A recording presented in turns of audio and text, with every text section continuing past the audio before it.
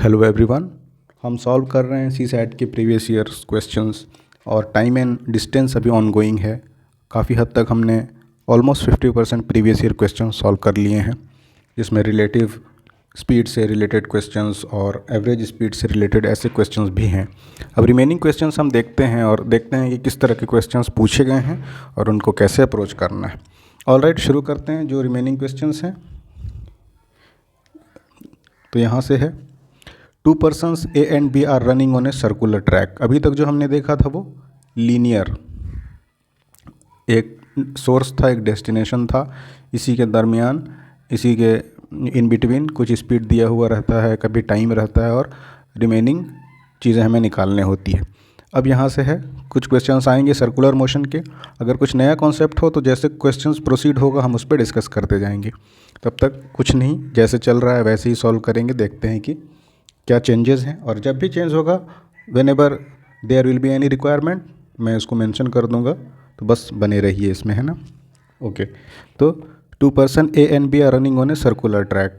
ठीक है, एक सर्कुलर ट्रैक हो गया। A starts at the start, B is ahead of A।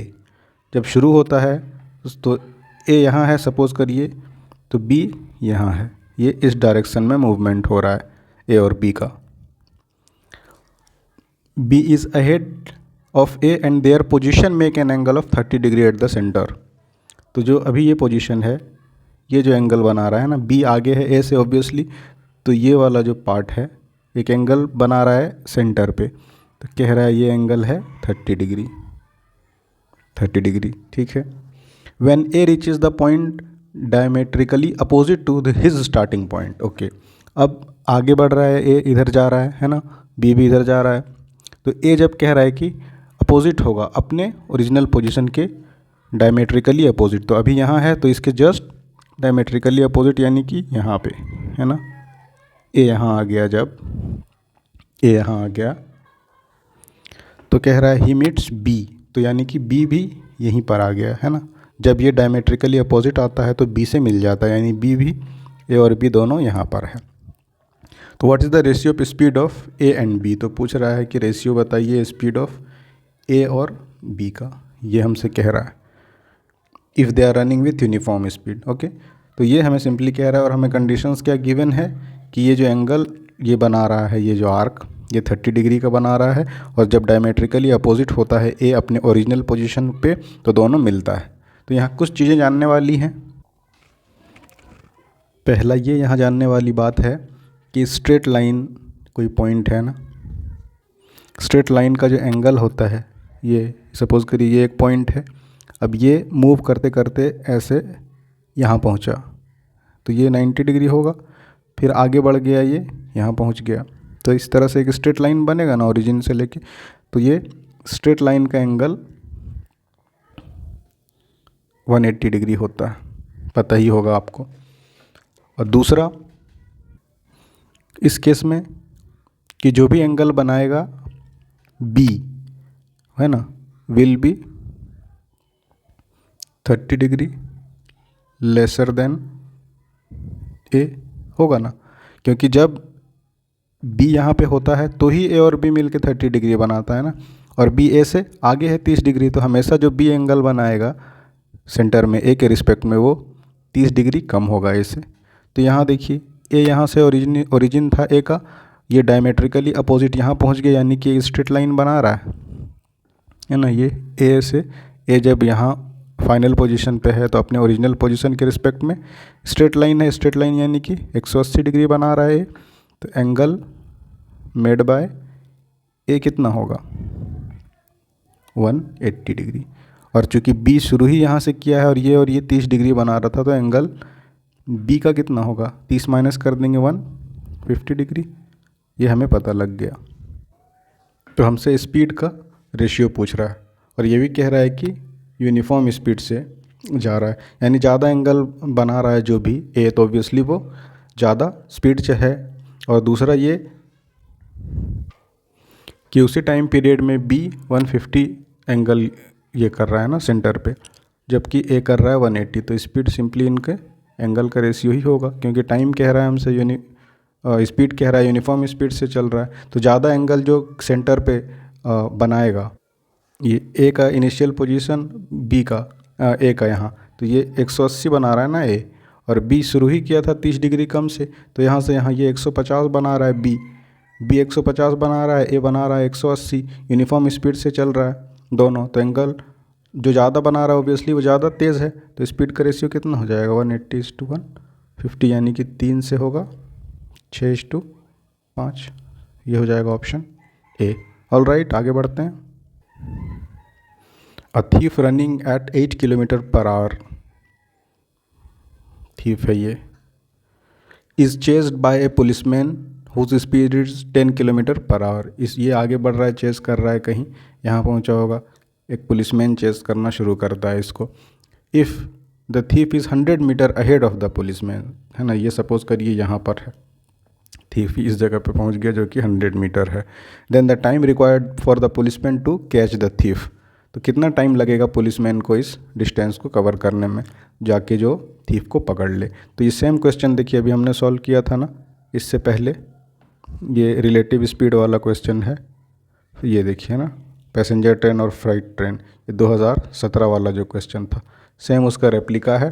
यहाँ ट्रेन आपका फ्राइट ट्रेन और एक्सप्रेस ट्रेन के जगह पर पुलिस और थीफ को रिप्लेस कर दिया है, तो कोई ज़रूरत है नहीं, आप इसे खुद से सॉल्व करिए, है ना।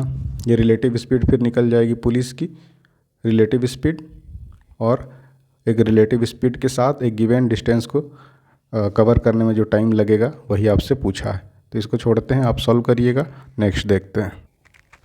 4 cars are hired at a rate of ₹6 per kilometre plus the cost of diesel at ₹40 a litre, यानी कि 4 कार को हायर्स किए गए हैं 2 शर्त के साथ। पहला कि हर किलोमीटर के लिए 6 रुपये पे करेगा हायर करने वाला, प्लस 40 रुपये पे करेगा जब भी 1 लीटर पेट्रोल खर्च होगा। तो इस कंडीशन के साथ 4 कार्स ए बी सी और डी हायर किया गया है ना, और उनको अलग अलग जो पेमेंट किया है उसका भी डिटेल दिया है।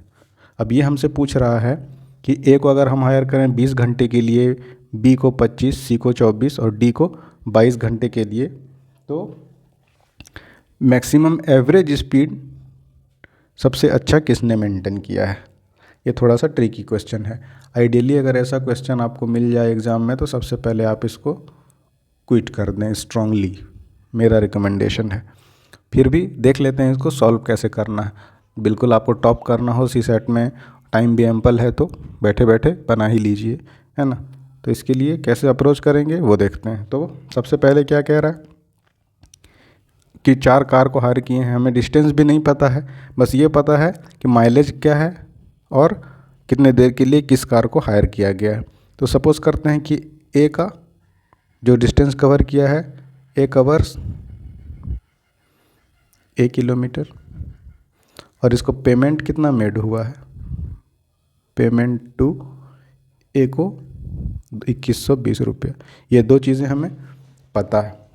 अब देखिए, तो पर किलोमीटर 6 रुपये पे करता है ना, तो उस हिसाब से 1 किलोमीटर करने के लिए 6A हो जाएगा पेमेंट। ये तो हो गया डिस्टेंस के लिए, ठीक है। और इसमें जुड़ेगा क्या, इसमें जुड़ेगा आपको जो पेट्रोल या डीजल के लिए है ना, डीजल के लिए 40 पर लीटर के हिसाब से ये जो पे हुआ है ये भी जुड़ेगा। तो ये हमें निकालना पड़ेगा। कैसे, देखिए 8 इसका माइलेज है, यानी 8 किलोमीटर चलता है 1 लीटर में कार ए, तो 1 किलोमीटर चलेगा 1/8 लीटर में, और टोटल कितना चला है ये 1 किलोमीटर, तो 1 किलोमीटर चलेगा A/8 लीटर में, तो टोटल पेट्रोल खर्च होगा A/8, और हर लीटर के लिए 40 मिलता है, तो इसको 40 × A/8 होगा डीजल के लिए पे। तो ये तो हो गया पर किलोमीटर के लिए, और ये जो डीजल के लिए पे हुआ ये हो गया 40A/8। इसी दोनों का मिला के हमें टोटल कितना पे किया है, ए को 2120। इसी तरह से बी का निकाल लेंगे, बी का सपोज कर लेते हैं डिस्टेंस बी, तो इसका हो जाएगा इक्वेशन, फिर अगेन बी है तो इसको मिलेगा 6B, है ना, बी के लिए इस बार प्लस जैसे इस बार A/8 हमने किया था, यहाँ इस बार इसका माइलेज है कितना 10 का, तो A/10 और फिर पर लीटर का 40, इस बार मिला के पे करते हैं कितना 1950, ये हो जाएगा बी के लिए। अब इसी तरह से सी के लिए देखेंगे। सी के लिए अगेन डिस्टेंस मान लेते हैं, डिस्टेंस भी अलग अलग कवर कर रहा है ना सब, ए बी और सी डी। तो सी सपोज करते हैं इस बार सी ट्रेवल किया है सी किलोमीटर, तो सी kilometre into 6 per kilometre plus फिर इसका माइलेज है 9, तो ये हो जाएगा C/9, इतना टोटल पेट्रोल खर्च होगा या डीजल खर्च होगा, और हर 1 लीटर के लिए 40 मिलता है। तो इस बार ये जो पेमेंट होगा इसका टोटल हो जाएगा 2064। और इसी तरह से डी का हो जाएगा 6 again D plus D upon कितना इस बार 11 इंटू फिर अगेन 40 मिलता है, और ये होता है 1810। इससे आपको ए बी सी और डी पता चलेगा, टोटल डिस्टेंस। उसके बाद क्या करना होगा, एवरेज पूछा है ना, तो एवरेज निकालना पड़ेगा। और डिस्टेंस और फिर कितने देर के लिए चला है, तो 20 घंटे, 25 घंटे, 24 घंटे, 22 घंटे। तो ए का जो भी निकलेगा डिस्टेंस, इसको फिर डिवाइड करेंगे 20 से, जो बी निकलेगा उसको डिवाइड करेंगे 25 से, जो सी निकलेगा उसको 24 से, और डी को 22 से। तो इसका निकलेगा हमें एवरेज स्पीड। उसके बाद देखेंगे कि कौन सबसे ज़्यादा एफिशिएंट है। तो ये बहुत लंबा प्रोसेस जाएगा, इसीलिए मैंने प्रोसेस इक्वेशंस लिख दिए हैं, आप अगर चाहें तो सॉल्व कर लीजिए, अदरवाइज ये क्वेश्चन क्विट करने के लिए था। सॉल्व बाकी करने का यही तरीका है, इसी से हम देखेंगे कि सबसे ज़्यादा एवरेज किसका बनता है। चलिए तो इसको यहीं छोड़ते हैं, आपको लगे एक बार सॉल्व करके कमेंट में बताइए किसका आ रहा है सबसे ज़्यादा एवरेज। नेक्स्ट क्वेश्चन की तरफ हम आगे बढ़ते हैं। ये तीसरा, a person can walk a certain distance and drive back in 6 hours. एक फिर अगेन ओरिजिन है ए, डेस्टिनेशन है बी। तो ए से बी जाता है वॉक करके, है ना, और ड्राइव बैक आता है कार लेके, समझिए ना, ड्राइव, वॉक और ड्राइव ये यहाँ पर देखना है। तो वॉक प्लस ड्राइव में इसको लग जाते हैं 6 आवर्स, पहला equation. He can walk both ways, अच्छा, और फिर वॉक बोथ वेज यानी जाना भी वॉक और आना भी वॉक, ये जब दोनों बोथ वेज होगा तो इनको लगते हैं 10 आवर्स, है ना। ये इक्वेशन 2 हो गया।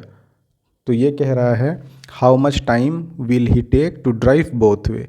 अब इस बार ड्राइव प्लस ड्राइव में क्या लगेगा ये बताइए, सिंपल है। तो यहाँ से हमें ये पता लग गया कि ये जाने में वॉक और लौटने में वॉक 6 लगता है, यानी कि टोटल वॉक से कवर करने में कितना लगेगा, ऑब्वियसली 5 आवर लगेगा।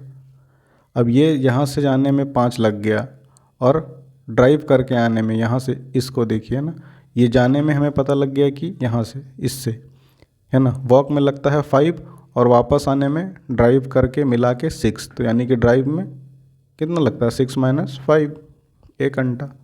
1 घंटे में ये ड्राइव करके आएगा तो आ जाएगा, वॉक करके जाएगा तो टोटल 6 हो गया।